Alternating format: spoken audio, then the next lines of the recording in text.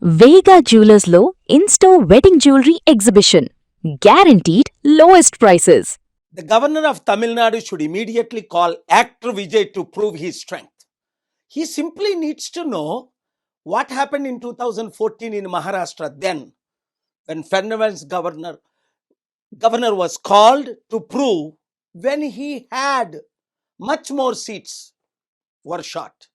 And 2018, Karnataka governor called Yediyurappa to prove his when there were 10 seats less. Vijay only short of 2. He already has 107, Congress 5, CPI CPM 4, 9, and he needs only 118. He cannot make up his own rules and destroy Indian image globally. Therefore, I have called yesterday the Prime Minister and the Home Minister to instruct the governor to do what is legal, otherwise replace him.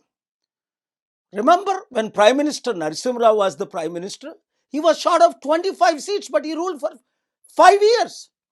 And then Vajpayee ji, a great gentleman, he had only almost 110 seats were shot.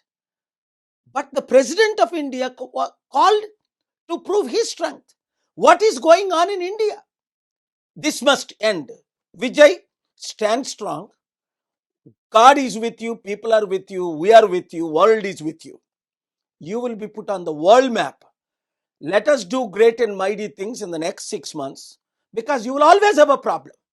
Because you are short of, when you are short of 2 seats, 5 seats, the VCK government is asking you Deputy Chief Minister post, cabinet post, and one of your seats. Just for 2 seats. What a greed it is. People of Tamil Nadu, people of India are going to teach lesson to this kind of corrupt leaders. We will campaign and prove our strength. As I told you yesterday to many of my friends.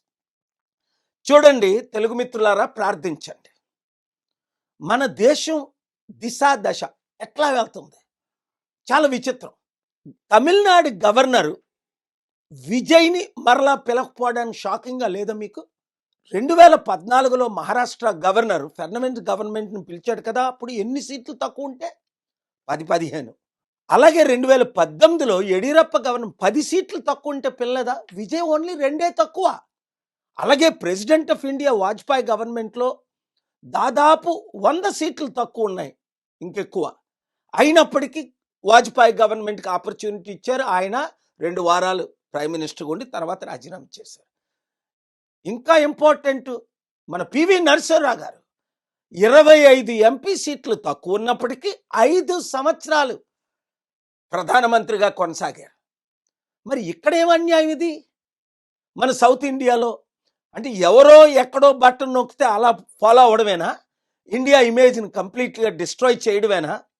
అందుకే ప్రజలారా, మీరే బుద్ధి చెప్పాలి. దాదాపు 32% తమిళనాడులో మన followers ఉన్నారు. Christians ఏంటి, తెలుగు ఏంటి, ఇంక యూత్ని కలుపుకుంటే దాదాపు 50-60%. 2 సీట్లు ఉన్న వీసీకే ఇప్పుడు విజయ్ని డిప్యూటీ సీఎం పోస్ట్ అడుగుతున్నాడు. 2 ఎమ్మెల్యేలు. ఎందుకంటే కాంగ్రెస్, సిపిఐ సిపిఎం 9 ఆల్రెడీ మద్దతు ఇస్తున్నారు. మరలా 1 ఎమ్మెల్యే సీట్ కావాలట. ఏంటి డిమాండ్లు? అంటే ఎంత అవినీత! 234లో 2 సీట్లున్నోడు ఇన్ని డిమాండ్లు చేస్తున్నాడు. కనుక ప్రజలు ఏం చెయ్యాలి? ఏకకంఠంతో ఇప్పుడు వరకు ఓట్లు వేయని వాళ్ళందరూ మళ్ళీ ఓట్లు వేస్తారు. ఎందుకంటే విజయ్ని గవర్నమెంట్ ఫార్మ్ చేసినప్పటికీ స్మూత్గా నడపనివ్వరు. గుర్తుంది కదా, ఎన్ని మన చరిత్రలో మనం అన్నీ చూస్తున్నాం కదా. కనుక మ్యాండేట్ ఇచ్చినప్పుడు ప్రజలకు కూడా క్లియర్ మ్యాండేట్ ఇస్తే పీస్ఫుల్ గవర్నమెంట్. అదే నా మద్దతు విజయ్కి. ఎప్పుడైతే స్టాలిన్ మన శాంతి సభకు పర్మిషన్లు ఇవ్వలేదో, అల్లరి పెట్టాడో, ఇబ్బందులు పెట్టాడో, ఆ రోజు నుండే నేను స్టాలిన్కి వ్యతిరేకంగా క్యాంపెయిన్ చేసింది. ఆయన మాజీ ముఖ్యమంత్రి అవుతాడని చెప్పింది మీరు మీడియాలో చూశారు. శాంతికి విరోధంగా ఉన్నవారిని ఎవరినైనా సరే మనం చిత్తుగా ఓడించాలి. అభివృద్ధికి విరోధంగా ఉన్నవారిని రండి అందరం కలిపి విజయ్కి సపోర్ట్ చేద్దాం. అవసరం అయితే ఒక 3 నెలల్లో 6 నెలల తర్వాత ఆయనకి ఎక్కువ ఇబ్బంది పెడితే మరలా జనరల్ ఎలక్షన్కి వెళ్దాం. 107 కాదు 170 180 వచ్చేటట్టు మనం అందరం క్యాంపెయిన్ చేద్దాం. ఈ వీడియో ప్రతి ఒక్కరికి షేర్ చేయండి. Thank you very much.